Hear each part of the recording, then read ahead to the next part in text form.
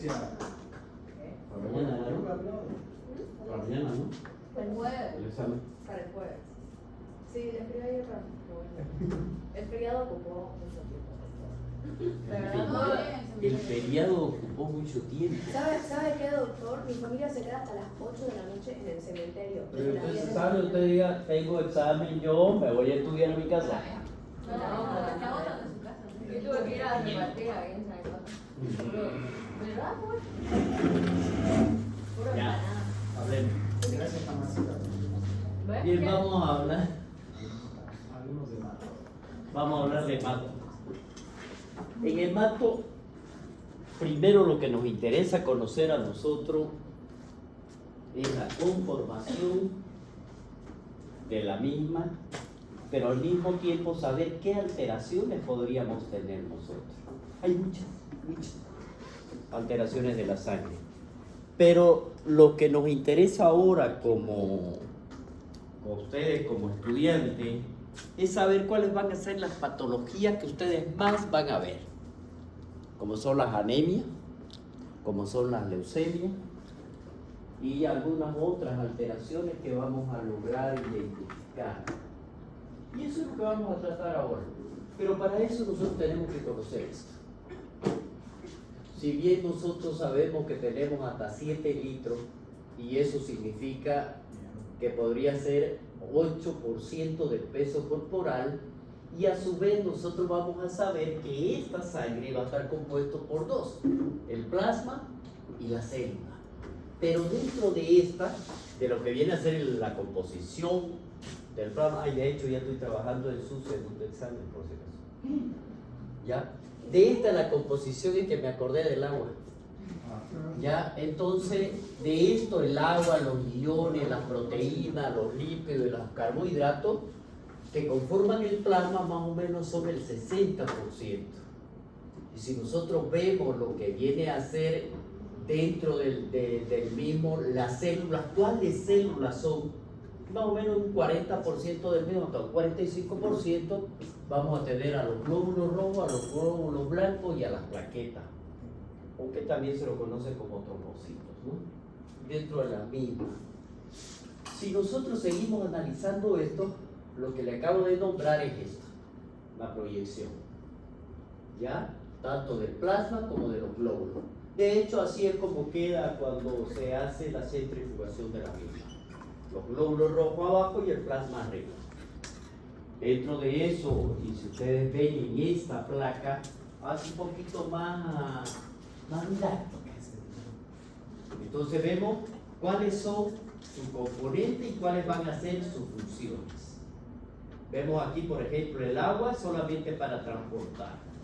Las sales, aquí vamos a ver nosotros el balance osmótico, que va a regular el pH, y dentro de eso tenemos el sodio, el potasio, el cloro y el magnesio, el calcio y el bicarbonato, y que además de eso, con las presiones de esto que se manejan, tanto los iones con los iones y cationes, vamos a ver nosotros que vamos a tener dos cargas, positiva y negativa, y por lo tanto me maneja la permeabilidad de la membrana. Y la proteína, que es el balance osmótico, y eso nos lo dan tanto la albúmina, a través de la presión, y la coagulación, que va a entrar en la cascada, ¿no es verdad? Y dentro de eso también tenemos dentro del componente mismo, los fibrinógenos para trabajar en lo que es la coagulación, las defensas, a través de la inmunoglobulina. ¿Quiénes son las proteínas en general? Esa es la importancia que tiene el plasma. Y si nosotros vemos aquí dentro del mismo, las células, el eritrocito transporta el oxígeno y el CO2, los leucocitos, la defensa, la plaqueta en la hemostasia, para ver aquí la conformación si se hace o no se hace, la misma, a través de la formación de trombo. Y vamos a ver los nutrientes. Aquí los nutrientes son importantísimos, como lo hemos visto nosotros. La glucosa, los ácidos grasos, las vitaminas, las hormonas y productos metabólicos. Estos son los componentes, lo que hemos hablado, del plasma. Por eso tenemos que ver cuáles son los componentes inorgánicos y cuáles son los componentes orgánicos. Eso para que ya vayan ustedes manejando las terminologías. Pues no quiero que después cuando sean internos yo encuentre y estén manejando cosas que nada que ver. ¿No es verdad? Miren ustedes aquí. Bueno, eso sí pasa en mi interno. Componentes inorgánicos, dice. Agua, el 90%, electrolitos y minerales, los cationes y los aniones que estábamos viendo. Y esto ya lo conocemos. Dentro de los cationes, el sodio, el potasio, el calcio, el magnesio, el hierro y el zinc son los principales. Y en los aniones, el cloro, el bicarbonato, fosfato y yodo. Esos son los inorgánicos. Ahora veamos los componentes orgánicos, las proteínas plasmáticas, los lípidos, y entre eso el colesterol y los triglicéridos, los hidratos de carbono, las hormonas, los aminoácidos y los productos catabólicos. ¿Y cuáles son esos productos catabólicos? Son los que tenemos que eliminar porque son los que se van a consumir. Y ahí y se tienen que eliminar. Entre eso tenemos el ácido úrico, la urea, creatinina y la bilirrubina, ¿no es verdad? Bien, esta es la célula sanguínea. Y dentro de eso, si nosotros hablamos de los glóbulos rojos, que también lo conocemos como eritrocitos, vendría a ser el único, ¿no?, más importante que yo considero dentro de la función específica de transportar el oxígeno y el dióxido de carbono. Eso va a llevar a cada uno. ¿Cuánto viven? Esto es muy importante. 120 días. ¿Por qué? Por los desgastes que va a sufrir su membrana al atravesar los diferentes vasos de diferentes calibres y llegar hasta el más chiquitico, ¿no es verdad? Eso hace que se desgaste y se produce la apoptosis, es decir, la muerte fisiológica de la célula. ¿Y a dónde lo lleva? En el vaso, ¿no es verdad? Ahí es donde se va a morir. Ese es el cementerio. El proceso de formación de los eritrocitos es la eritropoyesis, ¿no es verdad? ¿Dónde se va a iniciar? En la médula ósea. El riñón produce una sustancia que es muy importante. ¿Cuál es? La eritropoyetina. Si no hay eritropoyetina, no hay formación de glóbulos rojos. Ya, porque esto es lo que vamos a hacer. La hemoglobina es una proteína, miren ustedes, y ocupa 1/3 del volumen total del eritrocito. Y otorga el color rojo, ¿no es verdad? Es por eso que nosotros cuando nos toque evaluar el hemograma, nosotros tenemos que saber cuál es la concentración de la hemoglobina corpuscular media, porque es el que nos da el color. Y ahí es donde viene el nombre, puede una anemia, ¿no? Microcítica, macrocítica, o hipocrómica, o hipercrómica, porque también vamos a ver el volumen y el tamaño al hablar del tamaño. ¿Ya? Bueno, eso es lo que vamos a ver. Otorga el color, en ella se produce la fijación del oxígeno, se localiza en el interior del glóbulo y se combina con el oxígeno que forma la oxihemoglobina. Otra función, el transporte del dióxido y los iones de hidrógeno, para que viene a ser el principal neutralizador de la acidosis. ¿Se acuerdan cuando hablamos de cuánto cedo, de cuánto doy para ganar si es una acidosis o es una alcalosis? ¿Dónde va a ir y a qué nivel es donde se va a producir? El otro componente que hemos hablado es el glóbulo blanco, o también se lo conoce como leucocito. ¿Cuál es su principal función? La defensa contra los agentes patógenos, y lo hace mediante ya sea la fagocitosis o mediante la respuesta inmunológica, que es lo que vamos a ver. Y después de eso ya las células que vienen y conforman el tejido epitelial van envejeciendo, se mueren y el resto debe ser eliminado por los fagocitos. ¿Quiénes lo hacen? Estas mismas células blancas. ¿Ellos son? Todos los que murieron, ellos lo recogen. Y entonces vendría a ser como el basurero, ¿verdad? Lo llevo, esto no sirve más, y lo llevo. Y ella va a morir igual, ¿no es verdad? Y la bacteria desecho, sin embargo, causa, si este proceso, si altera la actividad metabólica normal, y antes o después muere y es ingerido por otro fagocito. Es decir, ¿cuándo es que va a venir y va a fagocitar a este grupo de células? ¿Cuándo va a venir y va a cumplir? Cuando con la otra célula no cumplió ya su función. Es decir, cuando ya no sirve para el organismo. Y eso lo sabe reconocer el glóbulo blanco. Entonces, lo que vaya a hacer no va a alterar la función normal. A eso se está refiriendo con esto. En un organismo sano, algunos glóbulos blancos pueden vivir durante varios meses, pero la mayoría solo algunos días o solo algunas horas durante un periodo de infección. Ya, y aquí vemos ¿Cómo lo vamos a clasificar a esto? En los granulocitos o polimorfos nucleares, y entre esos vamos a tener los neutrófilos, los basófilos, los eosinófilos y los agranulocitos o mononucleares, que vendrían a ser los linfocitos y los monocitos. Bien. La plaqueta.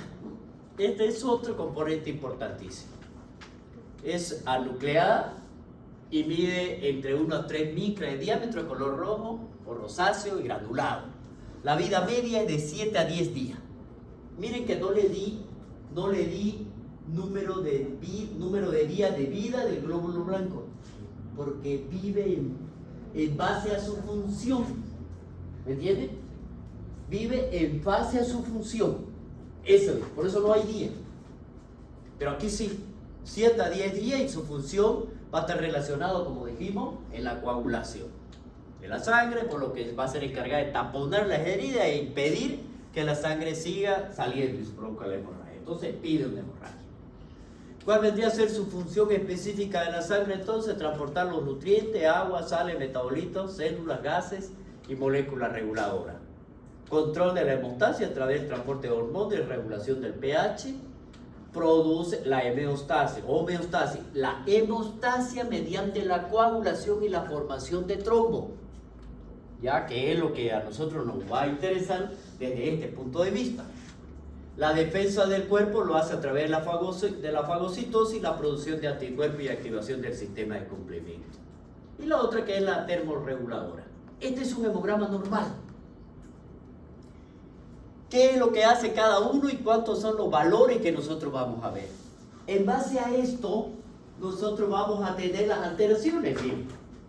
Cuando ya nosotros sepamos interpretar un hemograma, sabemos que los eritrocitos en el hombre de 4.5 a 6.5 millones y en la mujer de 3.8 a 5.8. Esos son los dos extremos. La hemoglobina se produce a la fijación y es en el hombre de 14 a 18 y en la mujer de 12 a 16.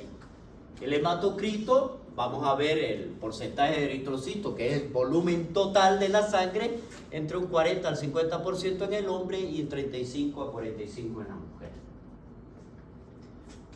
El volumen corpocular medio es el tamaño de los hematíes. Entonces aquí nosotros tenemos entre 80 a 98. Y si vemos la hemoglobina corpocular, es el que nos va a dar el color, o la cantidad media de hemoglobina por hematía, es decir, cuánto es lo que tenemos para que me dé esa coloración que nosotros conocemos, que es la roja, entre comillas. 27 a 32 microgramos. Y la concentración de la hemoglobina corpocular media, vemos nosotros que de este va a ser por hematía según el volumen. Y es hemoglobina dividido por el hematocrito y le da la cantidad. En caso que no tengamos esto nosotros, hacemos esta división y nos va a dar el resultado de ese paciente en exclusiva. Eso es por decilitro. Entonces, vemos que es de 30 a 38. ¿Para qué nos sirve esto? Generalmente lo tomamos en cuenta para clasificar si una anemia es aguda o una anemia es crónica, y vemos ya la relación que va a existir de acuerdo a la clínica que presente nuestro paciente. Bien. Aquí la hemoglobina me da el color. Yo voy a adelantar un poquito. Los voy a separar a los dos.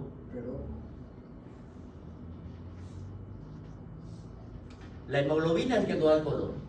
Entonces, si nosotros tenemos una anemia, nosotros tenemos que saber cómo está. Bueno, si es hipocrómica, es cuando está por debajo de los valores. Si es hipercrómica, cuando están por encima. Y es normocrómica, cuando está normal. Y también, miren ustedes, aquí vamos a saber, de acuerdo al volumen corpocular media, que es el tamaño del glóbulo. Es decir, si me da el tamaño, y de acuerdo a los valores, si está por encima de los valores, ¿qué va a ser? Macrocítica. Si está por debajo de los valores, microcítica. Y si es normal, normocítica. Entonces ahí ustedes van a saber, es una anemia normocítica, normocrómica, y etcétera, etcétera, etcétera. O es una anemia hipocrómica, macrocítica, hipercrómica. ¿Ya? Ahora miren ustedes aquí. Hasta aquí sabemos interpretar lo normal. Ahora, ¿cuándo decimos que hay una anemia? 3 valores me van a tomar. Los glóbulos cuando están por debajo de los valores normales, la hemoglobina cuando está por debajo de los valores normales y el hematocrito. Entonces, los 3 me dan el nombre, anemia. La hemoglobina me da el apellido paterno y el volumen corpuscular medio me da el apellido materno. O si quieren que lo recabo, pero esa es la relación. ¿Ya? Entonces, igualito como hacíamos nosotros, el pH me da tanto, lo demás no era, ya se lo saben de memoria, eso es ahora. Bien, miren aquí.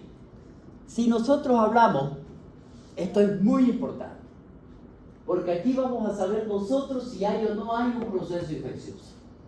Hablamos de los leucocitos, miren, los valores, y aquí me da cuando están elevados, ¿en qué caso? En la inflamación, en la infección, y vamos a ver también cuando es un proceso inflamatorio, igual me va a provocar, y cuando estaría disminuido.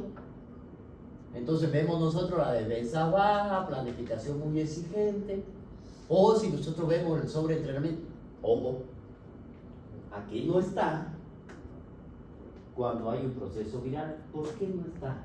Porque en un proceso viral puedo tener o una hiper o una aumentado los leucocitos o una leucopenia en ambos. Generalmente cuando ya vemos nosotros leucopenia y el cuadro clínico del paciente decimos es gripal, es viral.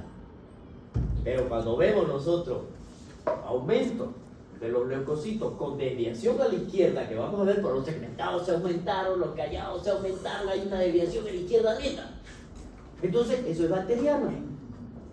Hasta que se demuestre lo contrario, ¿listo? Bien. Sigamos. Los segmentados, la anemia perniciosa, falta de ácido fólico, va a estar aumentado y va a estar dividido en infecciones bacterianas y la quemadura.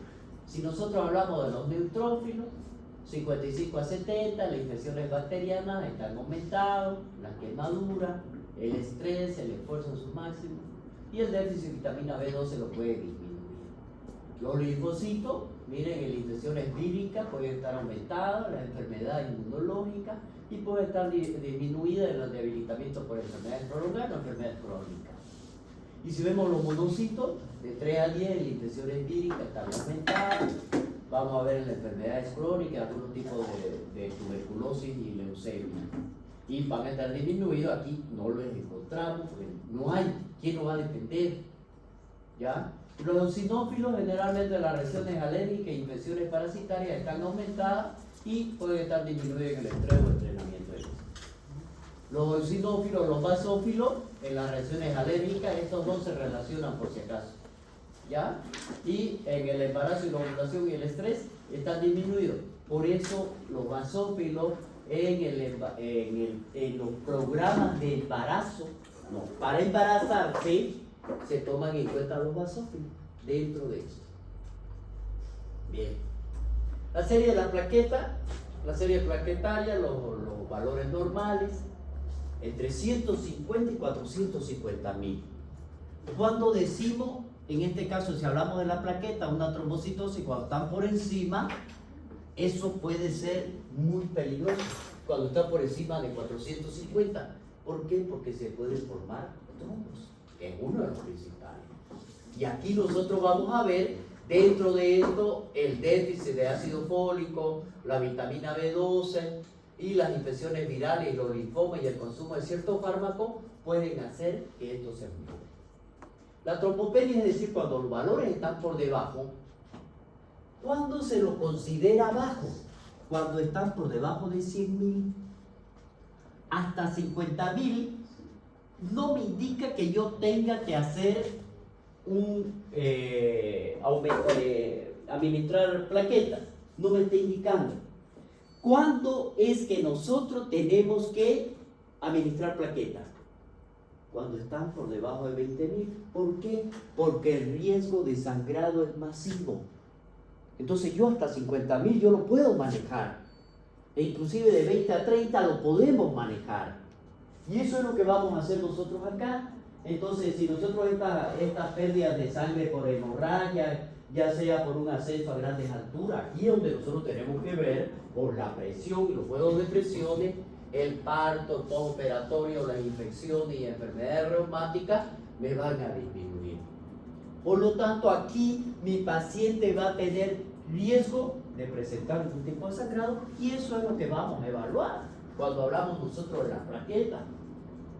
Por lo tanto, miren ustedes aquí, si hablamos un poco del proceso biológico, de cómo es que se forman cada una de estas células que nosotros hemos visto, que es mediante los hematíes, los leucocitos y las plaquetas, cómo es que se van a formar.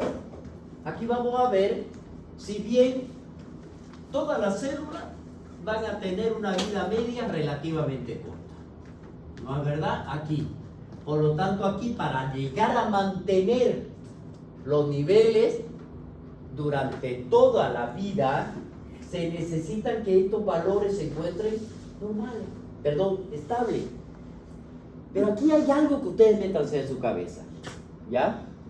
Por ejemplo, el organismo necesita monocito, la célula que se va a encargar o el estímulo para, valga la redundancia, para estimular a esa célula que se forme, va a ser exclusiva.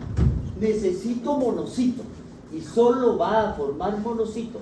Necesito plaquetas, solo formarán plaquetas. Y así sucesivamente. ¿Para qué? Para mantener esos niveles estables.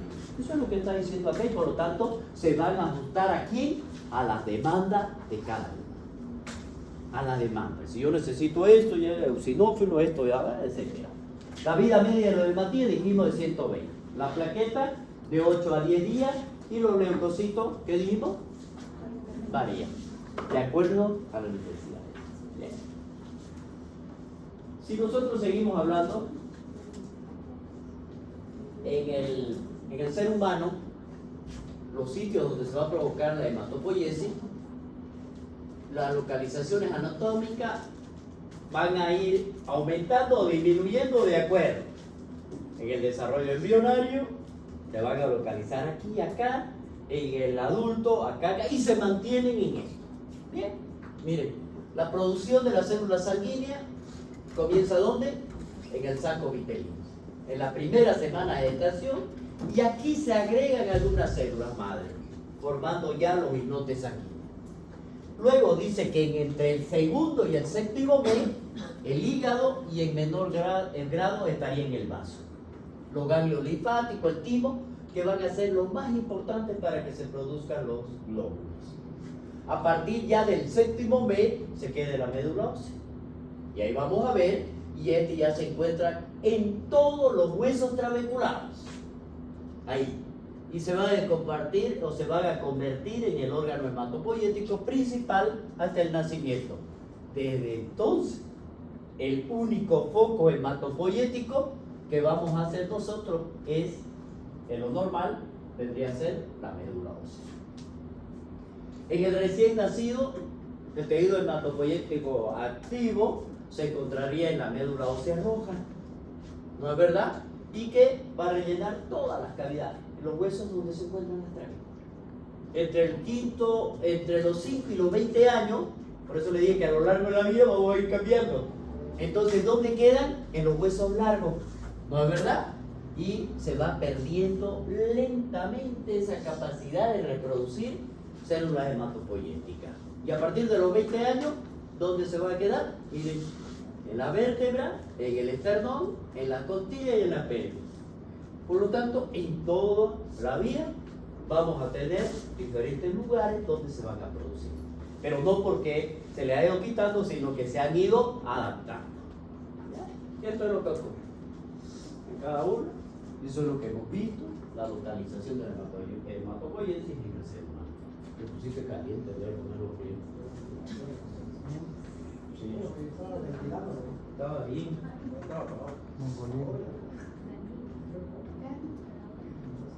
Ya, miren, ahí está entonces. No, está viendo. Aquí está frío aquí. Ya, entonces miren, ahí está lo que hemos explicado ahorita, ¿ya? Tanto prenatal como postnatal. Entonces aquí nosotros vamos a ver. Dijimos el hígado, el vaso, que son los que van a mantener la capacidad residual para la producción de las células sanguíneas. Y solo, miren ustedes, esto es importantísimo, en circunstancias patológicas reasumirán las funciones hematopoyéticas. Y eso vamos a ver nosotros. A eso le vamos a conocer como una hematopoiesis extramedular.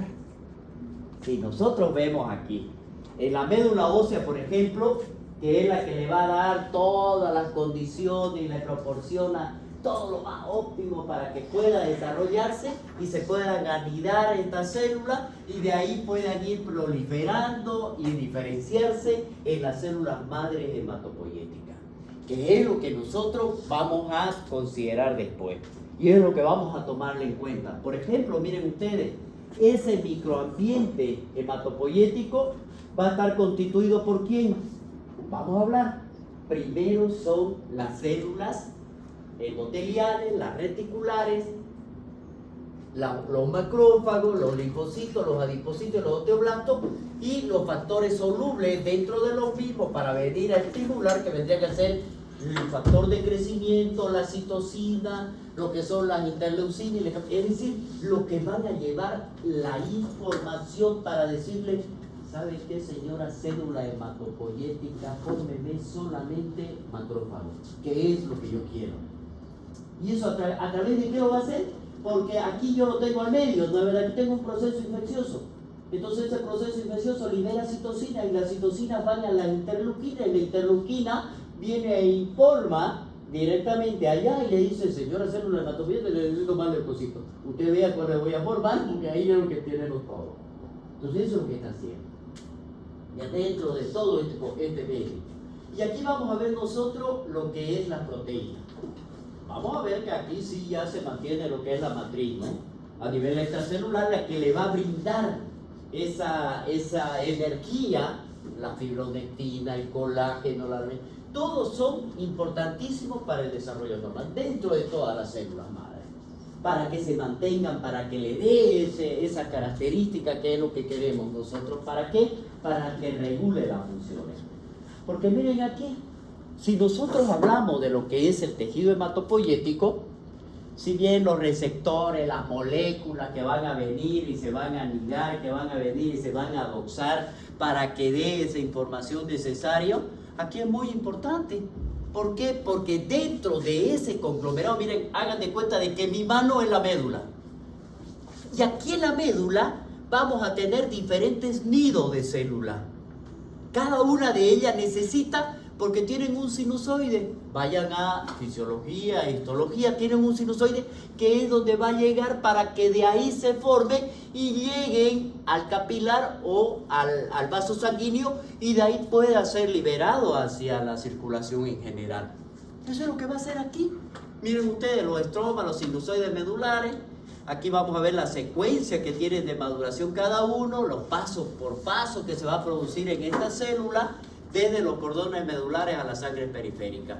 Y vamos a ver aquí que son las paredes sinusoidales, que son los que van a estar dentro del endotelio, la membrana basal y la capa adventicia. ¿Para qué? Hagan de cuenta de que esta es la luz del vaso, entonces ellos están acá, aquí. ¿Para qué? Para que puedan atravesar directamente. Y eso es lo que le va a dar la capacidad de estas células que van a tener. Y eso estamos hablando del sinusoide, perdón, de la médula ósea. Después les voy a mostrar un ejemplo. Miren aquí, las células sanguíneas aquí, cuando van a pasar ya a la circulación, tienen lo que les decía yo, que abrir el endotelio, ¿no es verdad? El endotelio capilar. ¿Y eso qué significa? Una barrera, que va a ser una barrera selectiva que lo vamos a conocer de primer orden, es decir, la primera barrera que va a tener. Y cada capa adventicia que va a pasar de la médula va a ver la intensidad del paso de esta célula. Es decir, imagínense ustedes que lo van a abrir los sinusoides que están cerca de los endotelios, que están aquí, y salgan ustedes. No, esta es la primera barrera y le va a decir, señores, ustedes pasen, usted no, usted solo pase usted, porque le da cierto tamaño para esa determinada célula que es la que se tiene que liberar a la circulación. Determinados procesos patológicos como son las infiltraciones neoplásicas, la fibrosis, alteran esta estructura de la pared sinusoidal, lo que facilita el paso de las células inmaduras. ¿A dónde? A la sangre periférica. Por eso es que cuando se hace el estudio, vemos nosotros las células maduras. Y ahí es donde buscamos, ¿no? Ahí es donde vamos a buscar nosotros qué es lo que hay. Por ejemplo, cuando le hacen un extendido en un paciente en el cual se están buscando una neoplasia, no son, lo que se están buscando son este tipo de células inmaduras. Esto es lo que se hace, ¿ya? Esto es lo que más o menos pasa, ¿ya? De lo que cada uno dan de cuenta, tanto de los osteocitos, miren ustedes, de cada uno, de la forma, cómo es que se va a hacer, ¿ya? Esta es una estructura que se ha tratado de ver de una médula ósea, y aquí vamos a ver nosotros, si se realiza una biopsia, miren ustedes qué es lo que se va a encontrar acá. De forma directa, lo que nosotros estamos hablando es que han sacado la médula ósea, un trozo de la médula para poderlo estudiar y de esa manera ver la conformación del vaso. Este es el vaso sanguíneo en el cual tiene que llegar la célula. Y aquí estarían los sinusoides. Todo esto de aquí es el proceso para venir y poder realizar la filtración de la célula estimulada. Miren ustedes aquí. A la célula madre también la vamos a conocer como la célula stem. ¿Qué es lo que pasa aquí? Esta célula madre es la que mantiene la capacidad de autorrenovación para dar origen a otra célula madre. Esta célula stem, la capacidad de diferenciarse hacia uno o varios linajes, dice, de la célula diferenciada madura. Es decir, van a ver ustedes, vamos a ver esos tres grupos de células madres. ¿Cuáles son esos tres grupos?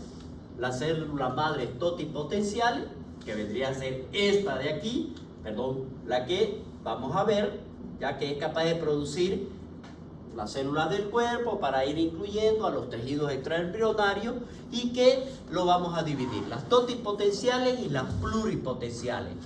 ¿Qué me van a dar esto? Como es a nivel dentro del tejido embrionario, nosotros vamos a ver tres líneas, germinales y placenta, que dentro de la misma, y esta de acá que solamente es para diferenciarse.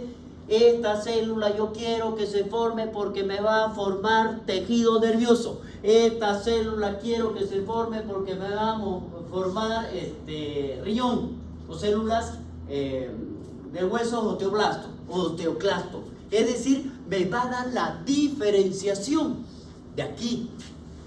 Ahora, miren ustedes aquí, si nosotros hablamos del segundo grupo, que eran las células pluripotenciales. ¿Qué es lo que va a pasar aquí? De este de aquí, ¿qué es lo que va a dar lugar? Dice que va a dar lugar a tres capas germinales.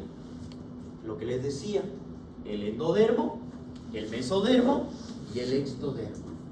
Para formar las diferentes líneas. De aquí van a partir. ¿De dónde? De las pluripotenciales. Para formar el endodermo. Esto que le estoy dando es simplemente un recuerdo de lo que ustedes han visto. En embriología, si es lo que avanzaron. Pueden dar origen a cualquier célula fetal o adulta, pero no tienen el potencial para producir tejido extraordinario, como la placenta lo va a mantener. Estas son las tres líneas. Miren ustedes esta célula, el tercer grupo. Hemos hablado de la toti, de la pluri y la multipotencial, que vendría a ser la otra. Son las tres células stem, son las tres células madres capaces de autorrenovarse. De aquí me van a dar lugar a otra célula, pero esa célula ya no puede generar otra, o no puede autorrenovarse. A eso se refiere. La multipotencial dice que puede producir células específicas de una misma capa germinal. Es decir, del endodermo, el mesodermo y el endodermo. ¿Qué voy a formar de aquí? Esta. ¿Qué voy a formar de aquí? Esta. ¿Qué voy a formar? Y lo va dividiendo. ¿Ya? se encuentran en todos los tejidos muy pequeños, pero no se son encargadas de reemplazar a las células destruidas de los mismos. La célula madre hematopoyética vendría a ser el prototipo de la célula madre multipotencial. Es decir, que va a dar origen a las células de la sangre y del sistema inmune. Y por lo tanto, va a mantener la hematopoiesis durante toda la vida. Eso es. Bueno, esto es más o menos. ¿Ya? Aquí vamos a ver las células madres o hematopoyéticas. Son pequeñas, mononucleadas. Y vamos a ver aquí qué es lo que van a hacer. Son irreconocibles por microscopía convencional, por lo que su estudio precisa una técnica de cultivo in vitro y que nos va a permitir realizar una selección celular en los estudios inmunológicos y infra o ultraestructurales. La cantidad dice de cifra, miren ustedes, de 1 a 5 por cada 10.000 células nucleadas de la médula ósea. Y aunque en mucho menor número, también van a estar presentes en la sangre periférica. Y donde van a aumentar significativamente cuando se aplica una quimioterapia. Y aquí vemos el empleo de los factores de crecimiento hematopoyético, las recombinantes que pueden haber. Si nosotros utilizamos si se utilizan los anticuerpos monoclonales que van a ir y van a reconocer a esas moléculas de la superficie de la célula, miren ustedes que ya está seleccionada, que son selectivas, es decir, esta célula, aquí, viene un anticuerpo. Este anticuerpo va a venir y va a estimular a aquella que tenga el receptor para recoger a este anticuerpo. Y eso se va a unir, pero es esa célula, no otra. Entonces eso va a permitir de que solo forme lo que el anticuerpo le está diciendo que forme dentro de esto. Y ya está expresada selectivamente. Por eso permite separar lo que son las células de otras células presentes en la médula. Y aquí los anticuerpos en la célula madre hematopoyética son positivas para los antígenos. ¿Cuáles serían esos? Los antígenos, el CD34. Hay un kit de células que es el CD17, CD117, y hay otro que existe dentro de lo mismo que es el CD90. Son negativas para los HLA-DR. ¿Se acuerdan los HLA? Son los genes, son las células genéticas. Entonces, eso me va a permitir, y eso le permite a los hematólogos decir, señores, esto es lo que yo necesito, por lo tanto, este anticuerpo utilicemos para ver si me lo va a formar cuando quieren estudiarlo. Y aquí van a ver ustedes qué es lo que hacen. Dijimos nosotros que las multipotenciales son las encargadas de formar todas las células sanguíneas. Y las unipotenciales van a formar las células del hepatocito para que de esa manera pueda regenerar algún tipo de actividad que puedan tener o cuando se lo vaya a necesitar.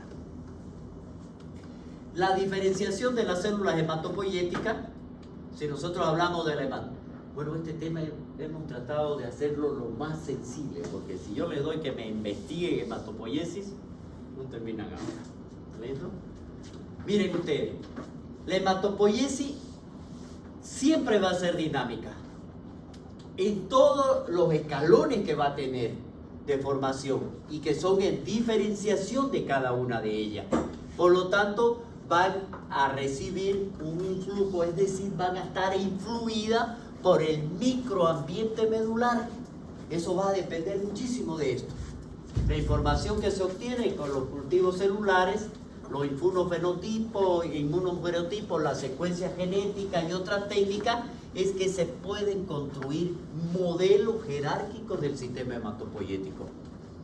Cada una de estas células, cuando se les estimula, miren, por diversos factores del nicho medular, entre los ciclos celulares, y que estas mismas van proliferando de una manera escalonada en un complejo de procesos de expansión, es decir, tienen que ir dividiendo esta, me va a dividir en esta, para dar lugar a este tipo de célula, a este grupo celular, como veíamos nosotros en la división que realizamos. Cuando decíamos los leucocitos, estos son los que vamos a tener, los linfocitos, estos son los segmentados dentro de la misma. Entonces vamos a ver aquí nosotros qué es lo que está sucediendo. Van proliferando de una manera que van a llegar hasta la maduración del mismo, y los cultivos que se llegan a tener, en este caso en vivo, se pueden identificar. ¿Cuáles van a? Eso es lo que permite identificarlo en los cultivos que realizan los hematólogos. No le voy a decir al hematólogo, porque el hematólogo no hace, lo hace interpretar, pero lo hacen los bioquímicos. Es decir, necesitamos estudiar esto. ¿Cuáles son las células progenitoras? Ya, y aquí vamos a ver nosotros las unidades formadoras de colonia de los linfoides y los mielocitos, y lo vamos a conocer así. Por lo tanto, miren, esto, como tienen la capacidad, estas unidades formadoras de colonia, tienen la capacidad de autorrenovarse, ¿ya? Y por lo tanto, tienen la capacidad de diferenciarse en cualquiera de las líneas, ya sea la línea linfoide o ya sea la línea mieloide. Muy importante que esto mantengamos cuando hablemos de leucemia, porque cuando hablemos de leucemia, aquí nosotros tenemos cuál es, una linfoide o una mieloide. ¿Es aguda o crónica en la linfoide o aguda o crónica en la mieloide? Eso es el último tema. ¿Ya? La otra son las unidades formadoras de colonia granulocítica, y entre esto tenemos a los eritroides y a los monocitos y a los megacariocitos. Ya aquí la capacidad de esto va a estar restringida. ¿A quién? A la línea mieloide y a las células progenitoras, es decir, a la unidad formadora de colonia linfoide. ¿Qué es lo que van a hacer dentro de esto? Se van a diferenciar solo para esta línea. ¿Se acuerdan? La otra es mieloide, esta es para los linfoides, directamente. Ambos tipos tienen la capacidad de autorrenovación, pero es muy limitada. La otra son las células progenitoras. Estas ya tienen una diferenciación a cada una de las líneas celulares específicas, es decir, a los eritroides. Por lo tanto, aquí lo vamos a ver nosotros, cuáles van a ser las unidades formadoras de colonias para los eritroides, para la serie granulocítica o para la célula megacariocítica. Y así lo vamos a ver. Ya lo diferencia para cada uno. Esas son las células progenitoras, es decir, ¿qué voy a dar origen yo? Ya tengo dirigida, ¿no? Ya tengo la información. ¿Qué voy a dar yo? Esto. Ya sean eritroides, ya sean granulocitos o ya sean megacariocitos. La célula precursora, esto sí ya, si nosotros vemos, si son reconocibles en el microscopio, ¿cuáles van a ser? Los mieloblastos, los promielocitos, los eritoblastos, los megacariocitos y la célula madura. En la célula madura, aquí ya no tiene la capacidad de división y por lo tanto ya son activas. ¿Cuáles son? Los leucocitos, los hematíes y las plaquetas, que es lo que hemos iniciado estudiándolo. Es decir, ya tienen una función. ¿Para qué más? Ya maduró, esa es su función. Entonces, este proceso de escalonado, que es el que están teniendo cada una desde el inicio de la célula Spain, célula madre, es la que va a dar lugar a todo este proceso. Esto. Aquí está, que es la célula pluripotencial, la célula madre linfoide, miren, linfoblastos, linfocitos B, linfocitos T y los B que me van a dar las células plasmáticas. Los megacardioblastos terminamos en la plaqueta. Y si nosotros vemos al mieloblasto, que vendría a ser el origen, dentro de eso a los monoblastos y a los proeristoblastos. Miren, el monoblasto aquí me va a dar, miren, ¿qué dijimos la célula pluripotencial? Tiene ya dirigido, ¿qué es lo que va a hacer? Pero miren acá, me está dando 3 niveles, ¿no es verdad? Entonces, el anticuerpo o la información que me están dando, dicen, señores, necesitamos monoblasto. Solo monoblasto para formar monocitos, ¿ya? El mieloblasto, el promielocito y dentro de eso el mielocito, ¿para qué? Para transformarlo en 3, el eosinófilo, el neutrófilo y el basófilo, de acuerdo a ello. Necesito eosinófilo, necesito neutrófilo y dentro de eso los callados para terminar en los mismos. Y si nosotros vemos los metamielocitos, que son los basófilos, solo forman basófilos. Necesitamos glóbulo rojo. Entonces vamos a ir, esta célula pluripotencial va a ser estimulada para formar los proeritoblastos, este en el eritoblasto basófilo, este en el policromatófilo, el eritoblasto ortocromatófilo, que es el normoblasto, el reticulocito, y cuando pierde el núcleo, eritrocito. Cuando ya yo encuentro cierto número de reticulocitos en la sangre periférica, tengo valores que me puedo guiar y digo, no, es normal. Pero si sobrepaso de esto, algo está pasando. ¿Quién me está estimulando a esta? Si me aumenta. Porque eso no es normal. Entonces eso también acá, ¿cuánto es? Si nosotros vamos a ver a la diferenciación de las células hemáticas, el proceso de esto, de una u otra línea, parece ser que es aleatorio. Y a eso lo vamos a conocer como estocástico. Esto quiero. Dentro del mismo, esto quiero. Pero las condiciones locales, es decir, si hablamos nosotros, cuando yo les digo del nicho, es la médula en la cual está conformado por los sinusoides y dentro de eso los nidos de célula. ¿Cuántos nidos dijimos? 3. Entonces, ¿a cuál de él va a venir a estimular? A este. ¿Para qué? Eritrocito. Nada más. Son 3 lo que teníamos. ¿Ya? Entonces los factores de crecimiento, las concentraciones de factores de crecimiento hematopoyético, las células directas emitidas. Y vamos a ver aquí las células del estroma, que vamos a ver que ya se va a inclinar a una línea determinada. Entonces las células madres van a ser capaces de producir las células hematopoyéticas en un cultivo a largo plazo. Ya eso es. Aquí vamos a ver otra cosa.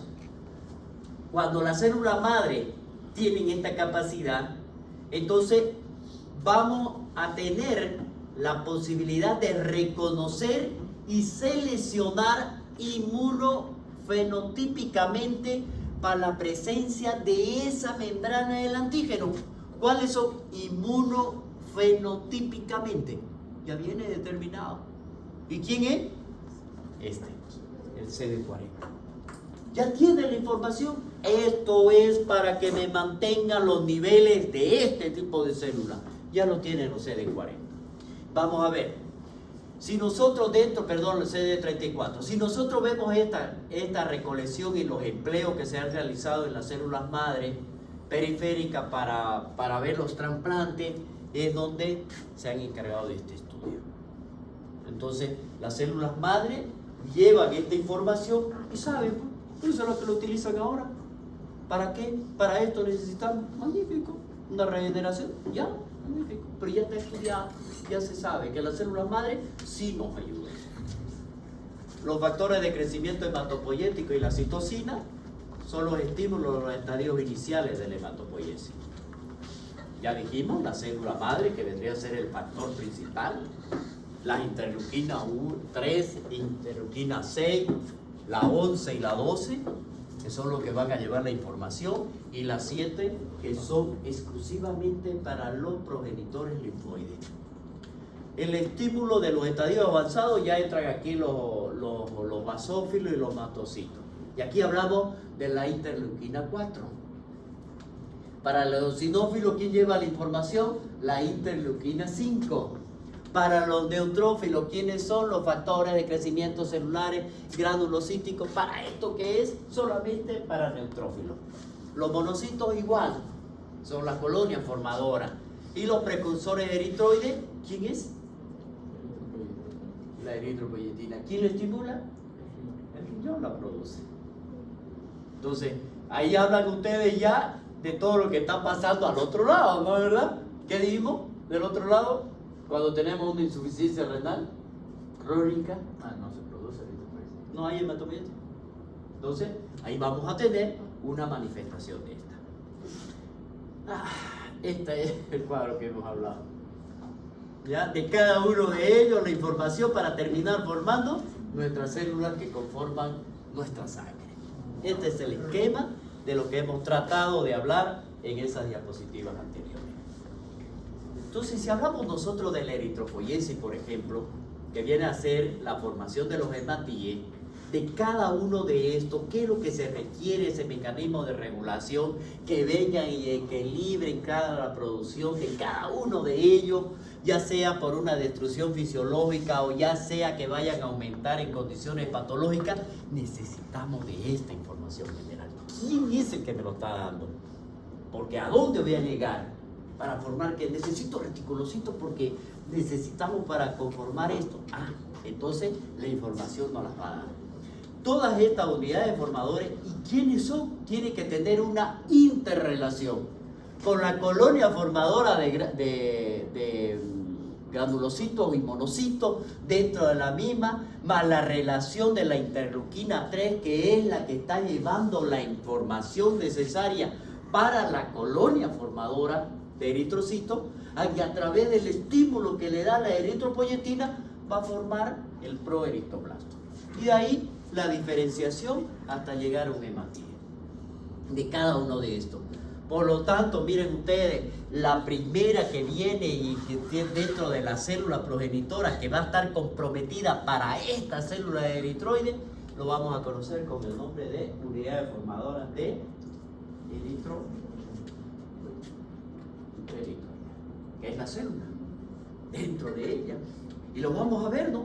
Van a formar una colonia por cada uno de estos, y dentro de esa misma colonia viene ya la diferenciación para llegar y terminar en lo que es nuestro eritrocito. Bueno, pero ya viene una información. Dentro de este proceso de transformación, vamos a ver que al inicio, ¿qué es lo que vimos nosotros? El proeritoblasto tiene un núcleo grande.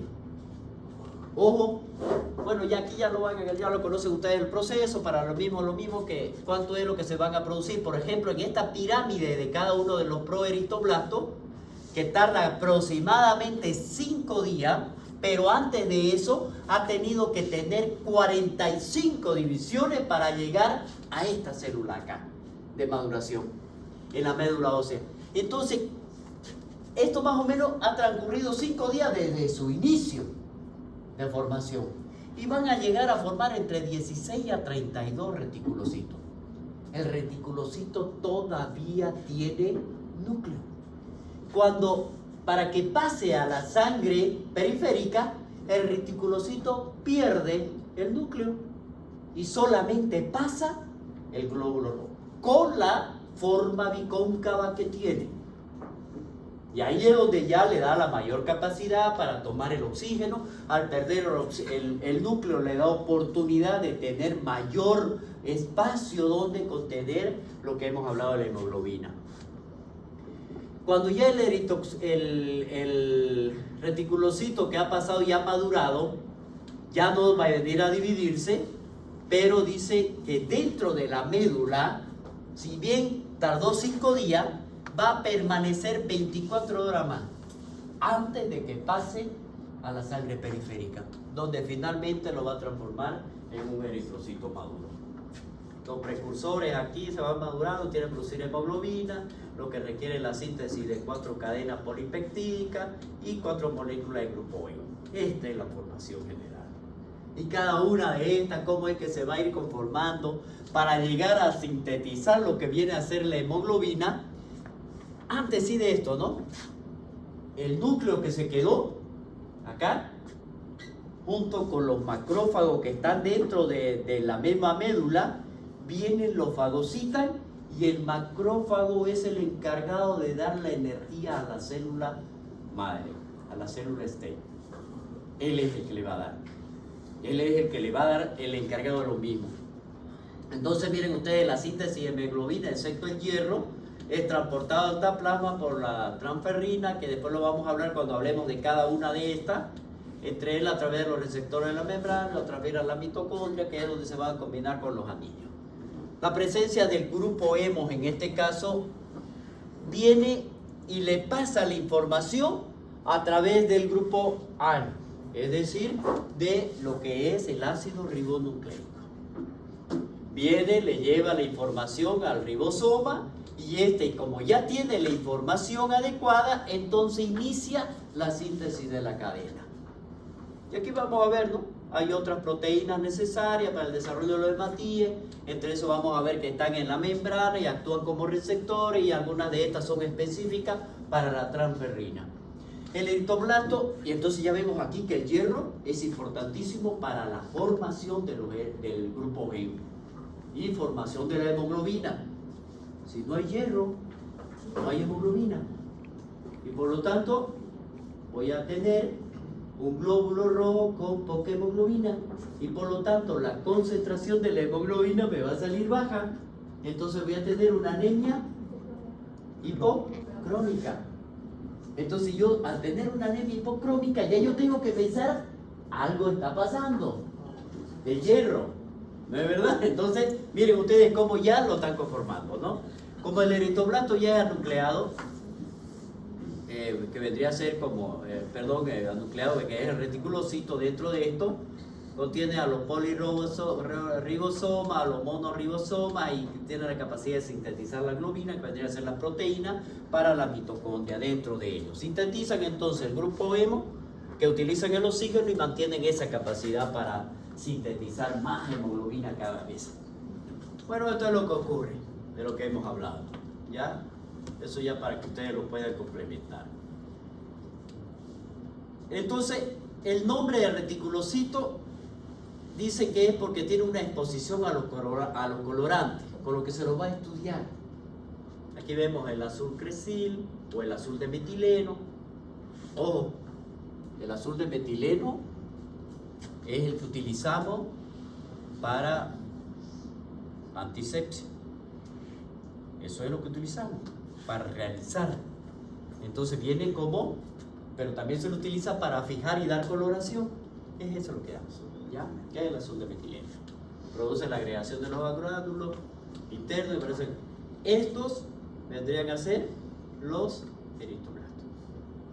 Los reticulocitos, en el estadio en el que se produce el paso a la sangre periférica, pierde estas células sus receptores por la fibronectina y una proteína adherente que mantiene el precursor de la serie roja y lo ancla, ¿no?, a la médula, y una vez que ya está en la sangre periférica, el reticulocito va a formar durante los siguientes 24 a 48 horas para transformarse en un hematíema. Esta es la regulación de la eritropoiesis. Si nosotros vemos aquí, ¿no? ¿Por qué va a estar influenciada? Primero, vamos a ver si este mecanismo, independiente de lo que viene a ser de la formación del eritrocito, vamos a ver aquí si según este problema, en base a la destrucción de los hematíes, que van a venir y van a actuar como posiblemente estímulo para que vuelva a la producción de la eritropoyetina y esta eritropoyetina sea nuevamente que vaya a estimular la formación de los eritroblastos. Entonces, ¿quién es el que está dando? ¿Qué es lo que está pasando dentro de esto? ¿Hay disminución? ¿Hay aumento? ¿Implica el incremento de la producción de los mismos? Por ejemplo, en las anemias hemolíticas crónicas, con los niveles normales de la exposición a la cual se están dando por esta regulación de la eritropoiesis. Entonces, ese vendría a ser uno de ellos. Necesito formar más para poder competir con esta patología existente. Estamos viendo aquí en la anemia hemolítica. ¿Por qué? ¿Qué es lo que hace la anemia hemolítica? Destruye. Entonces necesito formar. Y si hacemos un extendido de sangre periférica y yo veo demasiado reticulocito, entonces yo tengo que pensar en que esa anemia que está teniendo mi paciente es hemolítica. ¿Quién me lo produce? No, pues busquemos cuál es. ¿No es verdad? Para la producción de células adecuadas y armónicas. Por lo tanto, aquí vamos a ver quiénes son los componentes del hierro, ácido fólico, la vitamina B12, la vitamina B6, B1 y la vitamina E. El cobre, proteína y los carbohidratos más son necesarios para la formación del mismo. Si seguimos nosotros analizando cada uno de los pasos de la hematopoiesis, todo lo que hemos visto hasta ahorita ya es lo que va a seguir cada una de las células. El ejemplo es el eritrocito. Los demás siguen, como dice, de acuerdo a qué estímulo es el que me está dando. Necesito monocitos, pues serán los monoblastos los que van a ser estimulados a través de la colonia formadora de monocitos. Y así sucesivamente de acuerdo a la necesidad. Bien, vamos a ver acá de lo que es la próxima clase, por favor. Quiero que vamos viendo la factibilidad de poder realizar alguna clase virtual. Ustedes me dicen ahora y ahora tenemos. En esta semana. Sí. Podría ser en esta semana, en la otra semana, no sé.